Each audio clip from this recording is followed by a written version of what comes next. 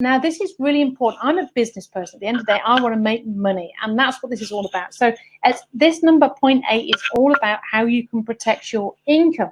And I actually believe that white label agents should be, and we know that some aren't, but they should be there to protect your income. So they should be making sure you're charging. They should be making sure they're collecting the money and chasing that money in for you.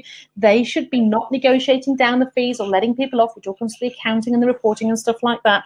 It's really important to do that. And in fact, they should even be, double checking and quadruple checking on what you've charged the front end as well. So there's so many different things that a white label company can do for you, but it's about income protection, because I believe if I'm going to outsource my back end, it should be cost neutral. It should actually, I should get back more than I'm getting in. And what we've seen a lot of is I'm sorry, I was going to say something that, well, okay, I'll say it anyway.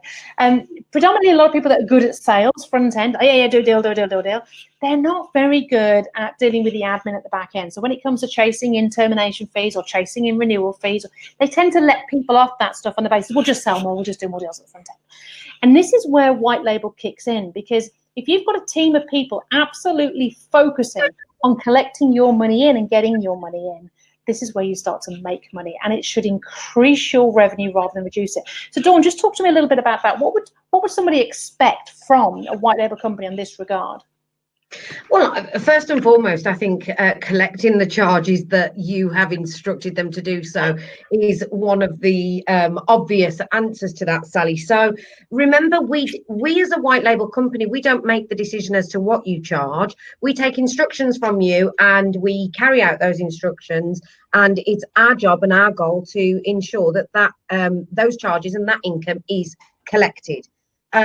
Now, we do know that, in some cases, particularly when tenants fall into arrears, there will be occasions where it's not able to be collected as a natural process. Normally what happens, you see, rent comes in, it goes on the ledger, it will deduct your fees and everything's hunky-dory. But the key here is, what about when the rent doesn't come in? How do you ensure that you get your fees? Now, it will depend on your terms of business and what you're allowed to do.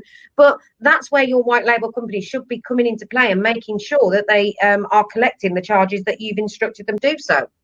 Other things like checkout fees, as we've discussed, checkout fees, renewal fees, making sure that those charges are raised at the relevant time